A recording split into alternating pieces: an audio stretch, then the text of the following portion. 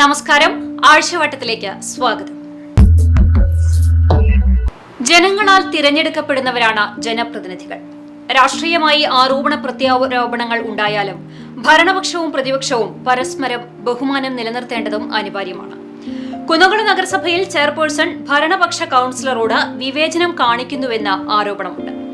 പൊതുചടങ്ങിൽ വെച്ചാണ് നഗരസഭാ ചെയർപേഴ്സണെതിരെ പ്രതിപക്ഷ കൌൺസിലർ ഇത്തരമൊരു ആരോപണം തുറന്നടിച്ചത്. അതിന് അദ്ദേഹത്തിന്റേതായ ഏതാനും ചില കാരണങ്ങളും പറയാനുണ്ട്. കുന്നംകുളം നഗരസഭാ ചെയർപേഴ്സൺ തുടർച്ചയായി കൌൺസിലറായി തന്നെ അപമാനിക്കുകയും മറ്റ് കൌൺസിലർമാർക്ക് നൽകുന്ന പരിഗണന നൽകുന്നില്ലെന്നും കൌൺസിലർ ലബീബ് ഹസൻ പൊതുചടങ്ങിൽ വെച്ചായിരുന്നു വാർഡ് കൌൺസിലറുടെ പ്രതികരണം. വ്യാഴാഴ്ച നഗരസഭാ ഓഫീസിൽ നടന്ന മിനി കോൺഫറൻസ് ഹാളിന്റെ ഉദ്ഘാടന ചടങ്ങിൽ വാർഡ് കൌൺസിലർ കൂടിയായി തന്നെ ക്ഷണപത്രികയിലെ ഫോട്ടോകളിൽ നിന്നും ഫലകത്തിൽ നിന്നും ഒഴിവാക്കിയെന്നാണ് ലബീബ് ഹസൻ പറയുന്നത്. നഗരസഭയുടെ ഓഫീസ് ഉൾപ്പെടെ നിൽക്കുന്ന വാർഡിലെ കൌൺസിലറായി തന്നെ കൌൺസിലിന്റെ തുടക്കം മുതലേ വാർഡിൽ നഗരസഭ നടത്തുന്ന പരിപാടികളിലൊന്നും ഉൾപ്പെടുത്തിയിരുന്നില്ല എന്നും ലബീബ് ഹസൻ പറഞ്ഞു.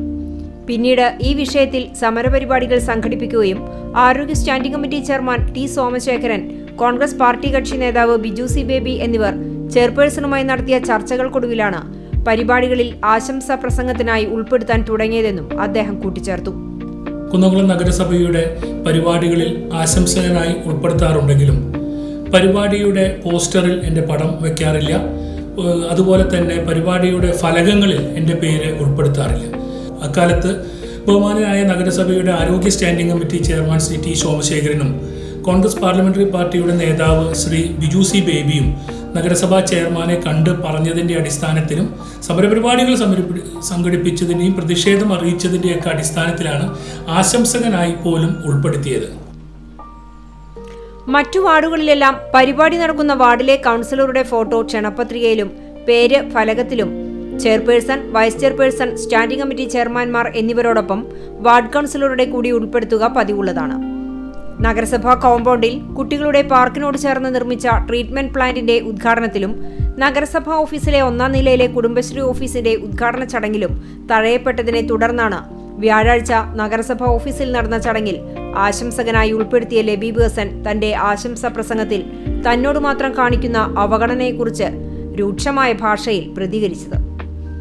ഇത് ശ്രദ്ധയിൽപ്പെട്ട MLA AC മൊയ്തീൻ ഈ വിഷയം പരിഹരിക്കണമെന്നും നഗരസഭാ ഭരണത്തിൽ വികസന പ്രവർത്തനങ്ങൾക്ക് പ്രതിപക്ഷത്തിന്റെ പിന്തുണ ഉണ്ടാകണമെന്നും അവഗണന പരിശോധിച്ച് ആവർത്തിക്കാതിരിക്കാനുള്ള ശ്രദ്ധ ചെയർപേഴ്സന്റെ ഭാഗത്തു നിന്നും ഉണ്ടാകണമെന്ന് പൊതുവേദിയിൽ അറിയിച്ചതായും ലബീബ് ഹസൻ പറഞ്ഞു. അപ്പോൾ കാര്യങ്ങൾ ഇങ്ങനെയെന്നിരിക്കെ അനുകൂലമായ നിലപാട് MLAയുടെ ഭാഗത്തു നിന്ന് ഉണ്ടായത് ആശ്വാസകരമാണ്. രാഷ്ട്രീയമായി എതിർപ്പുകൾ പല കാര്യങ്ങളിലും ഉണ്ടാവാം, സ്വാഭാവികം. എന്നാൽ വികസന പ്രവർത്തനങ്ങളിൽ കൂട്ടായ പ്രവർത്തനം തന്നെയാണ് വേണ്ടത്. അർഹിക്കുന്നവർക്ക് അർഹിക്കുന്ന പരിഗണന കൊടുക്കുന്നതിൽ തെറ്റില്ല. ഓണം പടിവാതിൽക്കൽ എത്തിയതോടെ പൂവിപണിയും സജീവമാണ്. പറമ്പിലും പാടത്തുമെല്ലാമുള്ള പൂക്കൾ അന്യമായതോടെ വരവു പൂക്കളാണ് വിപണിയിലെ താരം.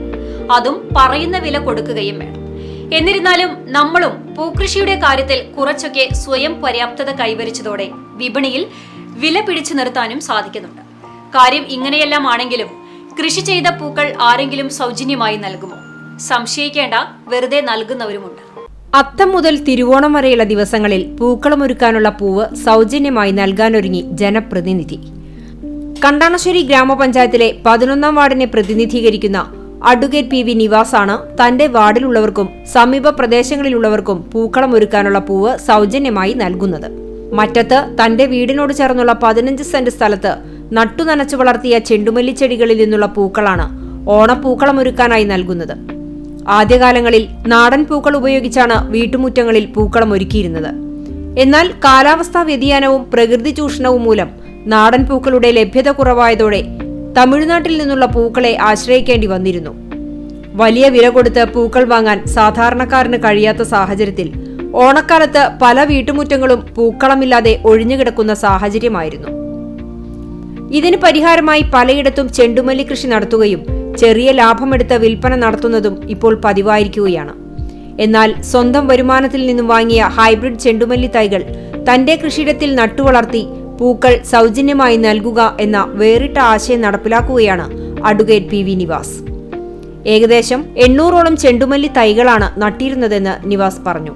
മഴയും മയിലും ചേർന്ന് കുറെ ചെടികൾ നശിപ്പിച്ചുവെങ്കിലും ബാക്കിയുള്ളവ വാർഡിലുള്ളവർക്കും സമീപ പ്രദേശത്തുള്ളവർക്കും പൂക്കളമൊരുക്കാൻ സൗജന്യമായി പൊട്ടിച്ചെടുക്കാമെന്നും നിവാസ് വ്യക്തമാക്കി. പൂക്കളൊരുക്കുന്നതിന് വേണ്ടിയിട്ട് എൻ്റെ വീടിൻ്റെ മുന്നിൽ തന്നെയാണ് ഇത് കൃഷിയിടം വെച്ചത്. ഏകദേശം ഒരു 100-800 തൈയോളം നട്ടിട്ടുണ്ടായിരുന്നു. എന്നാൽ പോലും വലിയ മോശമില്ലാത്ത രീതിയിൽ ഉണ്ടായിട്ടുണ്ട്.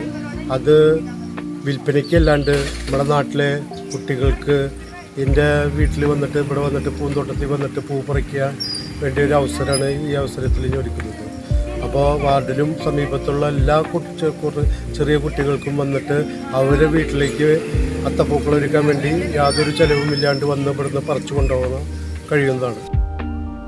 11ാം വാർഡിലെ 32ാം നമ്പർ ഹരികന്യക അങ്കണവാടിയിലെ കുരുന്നുകൾക്കൊപ്പം ചെണ്ടുമല്ലി കൃഷിയുടെ വിളവെടുപ്പ് അഡ്വക്കേറ്റ് പി വി നിവാസ് ഉദ്ഘാടനം ചെയ്തു. ആദ്യ വിളവെടുപ്പ് നടത്തിയ പൂക്കൾ അങ്കണവാടിയിലേക്ക് കുരുന്നുകൾക്ക് സമ്മാനിക്കുകയും ചെയ്തു. പണത്തേക്കാൾ ഉപരി കൃഷിയിൽ ആത്മസംതൃപ്തിയും സന്തോഷവും കണ്ടെത്തുന്നവരുണ്ട്. ഇവരെ സംബന്ധിച്ചിടത്തോളം പൂക്കൾ ഉൽപ്പാദിപ്പിച്ച് അത് മറ്റുള്ളവർക്ക് നൽകുമ്പോൾ ലഭിക്കുന്ന സന്തോഷം തന്നെയാണ് പ്രധാനം. എന്തായാലും ഇതുപോലുള്ള ജനപ്രതിനിധികളും ഒരു മാതൃകയാണ്. വിധിയെ തടുക്കാൻ ആർക്കും കഴിയില്ല. ജീവൻ രക്ഷിക്കാൻ വേണ്ടി എങ്ങനെയെല്ലാം കഷ്ടപ്പെട്ടാലും അവസാനം എല്ലാം വിധിയിൽ ഒതുങ്ങും. നാടിന്റെ കരുതലും പ്രാർത്ഥനകളും വിപുലമാക്കി മകൻ പകുത്തു നൽകിയ കരൾ കൊണ്ട് ജീവിതത്തിലേക്ക് തിരിച്ചു നടന്ന സുരൻ പക്ഷേ വിധിക്ക് കീഴടങ്ങിയപ്പോൾ പ്രതിസന്ധി ഘട്ടത്തിൽ ഒന്നിച്ചു നിന്ന നാടിനത് തീരാ നൊമ്പരമായി മാറി. പൊതുപ്രവർത്തകനും പുന്നിയൂർക്കുളം പഞ്ചായത്ത് ശ്മശാനം താൽക്കാലിക ജീവനക്കാരനുമായ തങ്ങൾപ്പൊടി കളത്തിങ്ങൽ 42 വയസ്സുള്ള സുരനാണ് മരിച്ചത്. 1 വർഷം മുമ്പാണ് കരൾ സംബന്ധമായ അസുഖം സ്ഥിരീകരിച്ച് ഡോക്ടർമാർ കരൾ മാറ്റിവെക്കണമെന്ന് നിർദ്ദേശം നൽകിയത്. നിർധന കുടുംബത്തിന് താങ്ങാവുന്നതിലപ്പുറമായിരുന്നു ചികിത്സാ ചെലവ്.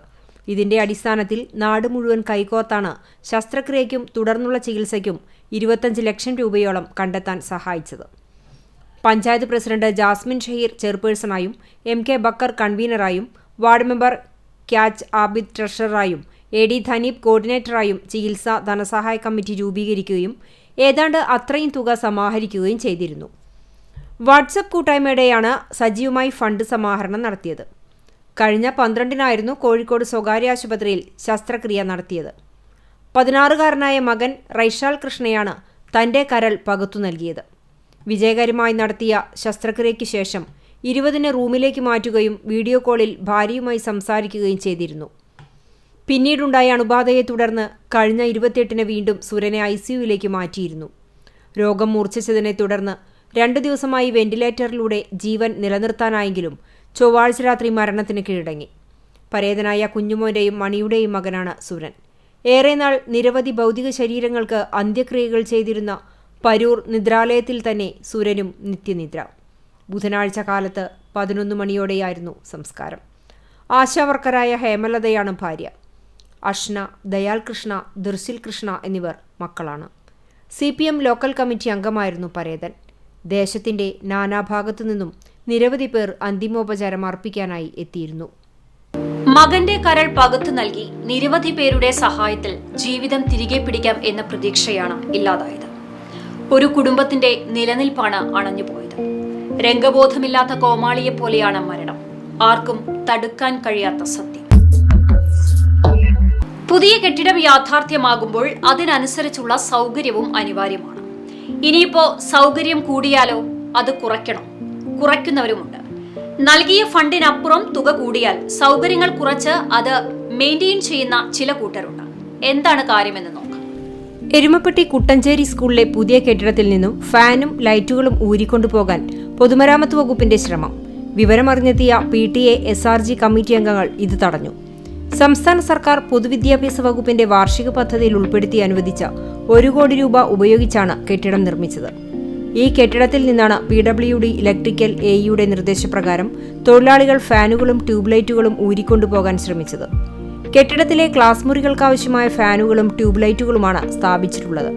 ഇതിൽ നിന്ന് 2 ഫാനുകളും 4 ട്യൂബ് ലൈറ്റുകളുമാണ് എസ്റ്റിമേറ്റ് തുകയേക്കാൾ ഫണ്ട് കൂടുതലാണെന്ന് പറഞ്ഞ് ഇലക്ട്രിക് വിഭാഗം കരാറുകാരന്റെ തൊഴിലാളികൾ ഊരിക്കൊണ്ടുപോകുവാൻ ശ്രമിച്ചത്. നിർമ്മാണം പൂർത്തിയാക്കി സ്കൂളിന് കൈമാറിയ കെട്ടിടത്തിൽ നിന്നും സ്കൂൾ അധികൃതരെ അറിയിക്കാതെയാണ് കരാറുകാരൻ ഇതിന് ശ്രമിച്ചത്. വിവരമറിഞ്ഞ സ്ഥലത്തെത്തിയ PTA president OV Shanoj, SRG convener K Manoj എന്നിവരുടെ നേതൃത്വത്തിൽ ഇവരുടെ ശ്രമം തടഞ്ഞ് തൊഴിലാളികളെ തിരിച്ചയച്ചു. ഇലക്ട്രിക്കൽ AEയുടെയും കരാറുകാരന്റെയും നടപടി പ്രതിഷേധത്തിനിടയാക്കിയിട്ടുണ്ട്. ഫണ്ട് കൂടുതലായി എന്നത് ശരിയാകാം എന്നുവെച്ച് സ്ഥാപിച്ച സാമഗ്രികൾ അഴിച്ചുമാറ്റി കൊണ്ടുപോകുന്നതല്ലല്ലോ ശരി. അതിന് എന്ത് ചെയ്യാം എന്നല്ലേ ചിന്തിക്കേണ്ടത്. കുട്ടികൾ പഠന സൗകര്യം ഒരുക്കുക എന്നതാണ് മുഖ്യ അജണ്ട. അതിൽ കോംപ്രമൈസ് കാണിക്കരുത്. അപകട ഭീഷണിയായവ നീക്കം ചെയ്യുക തന്നെ വേണം. പലപ്പോഴും നല്ല ബുദ്ധി ഉദിക്കുന്നത് അപകടം സംഭവിച്ചതിന് ശേഷമായിരിക്കും. പിന്നീട് നടപടിയെടുക്കുന്നതിനേക്കാൾ നല്ലത് അപകടം വരാതെ നോക്കുന്നതാണ്. യാത്രികർക്ക് അപകടാവസ്ഥ സൃഷ്ടിക്കുന്ന സാഹചര്യത്തെക്കുറിച്ച് CCTV വാർത്ത നൽകിയതോടെ കാര്യത്തിൽ പരിഹാരമായി. യാത്രികർക്ക് ഭീഷണിയായിരുന്ന ചൂണ്ടൽ സെന്ററിലെ ഉണങ്ങിയ മരം മുറിച്ചുമാറ്റി. CCTV വാർത്തയെ തുടർന്നാണ് പഞ്ചായത്ത് അധികൃതർ കൂറ്റൻ പ്ലാവ് മരം മുറിച്ചുമാറ്റിയത്. ചൂണ്ടൽ സെന്ററിലെ വ്യാപാര സമുച്ചയത്തിനു മുന്നിൽ ഉണങ്ങിയ നിലയിൽ കാലങ്ങളായി നിന്നിരുന്ന കൂറ്റൻ പ്ലാവുമരമാണ് യാത്രികർക്കും വ്യാപാരികൾക്കും ഒരുപോലെ ഭീഷണിയായിരുന്നത്. മരത്തിന്റെ ഉണങ്ങിയ ഭാഗം ഏതു സമയത്തും നിലംപൊത്താവുന്ന അവസ്ഥയിലായിരുന്നു. ഏറ്റവും തിരക്കേറിയ തൃശൂർ കുന്നംകുളം റോഡിൽ ചൂണ്ടൽ സെന്ററിലെ ദീർഘദൂര ബസ്സുകളുടെ സ്റ്റോപ്പിന് സമീപത്തായി സ്ഥിതി ചെയ്യുന്ന പ്ലാവിന്റെ കൊമ്പുകൾ വർഷങ്ങൾക്ക് മുൻപ് വെട്ടിമാറ്റിയിരുന്നു. ബാക്കി നിർത്തിയ തടിയുടെ അടിഭാഗം ദ്രവിച്ച് മുകൾ ഭാഗം പൂർണ്ണമായും ഉണങ്ങിയ അവസ്ഥയിലായിരുന്നു.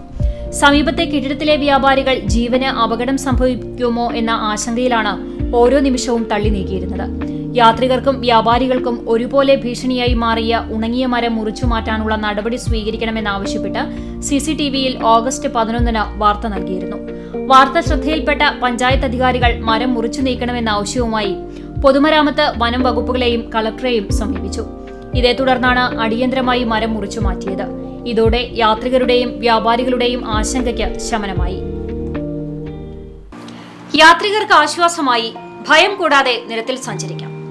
ഉണങ്ങിയ മരക്കൊമ്പുകൾ പൊട്ടിവീണ് അപകടം വർദ്ധിക്കുന്ന സാഹചര്യത്തിൽ നിരത്തിലുള്ള ഇത്തരം ശിഖരങ്ങൾ മുറിച്ചു മാറ്റപ്പെടേണ്ടത് തന്നെയാണ്. മാലതിയമ്മയ്ക്ക് ഇനി അമ്മ വീട്ടിൽ അഭയം.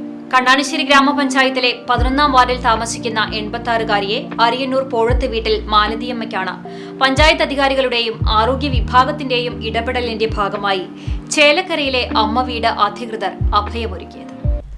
രോഗബാധിതയായി വീട്ടിൽ ഒറ്റയ്ക്ക് താമസിച്ചു വരുന്ന മാലതിയമ്മ തീരെ കിടപ്പിലായതിനെ തുടർന്ന് ചികിത്സയും പരിചരണവും ലഭിക്കാതെ അവശനിലയിലായിരുന്നു. ഇവരുടെ ദുരിതജീവിതം അറിഞ്ഞതിനെ തുടർന്ന് ഗ്രാമപഞ്ചായത്തും ആരോഗ്യവകുപ്പും വീട്ടിലെത്തി സ്ഥിതിഗതികൾ വിലയിരുത്തി. പ്രാഥമിക ആവശ്യങ്ങൾക്കു പോലും സ്വന്തമായി എഴുന്നേൽക്കാൻ കഴിയാതെ തീർത്തും അവശനിലയിൽ കട്ടിലിൽ കഴിയുന്ന അവസ്ഥയിലായിരുന്നു മാലതിയമ്മ. പരിസരവാസികളുടെ കാരുണ്യത്തിലാണ് ഭക്ഷണം നൽകിയിരുന്നത്. പഞ്ചായത്ത് അംഗവും കുടുംബാരോഗ്യ കേന്ദ്രത്തിലെ ആരോഗ്യ പ്രവർത്തകരും അങ്കണവാടി ആശാപ്രവർത്തകയും പഞ്ചായത്ത് പാലിയേറ്റീവ് പ്രവർത്തകരും ചേർന്ന് ഇവരുടെ വീടും പരിസരവും വൃത്തിയാക്കുകയും ഇവരെ കുളിപ്പിച്ച് ആവശ്യമായ വൈദ്യപരിശോധന നടത്തുകയും ചെയ്തു.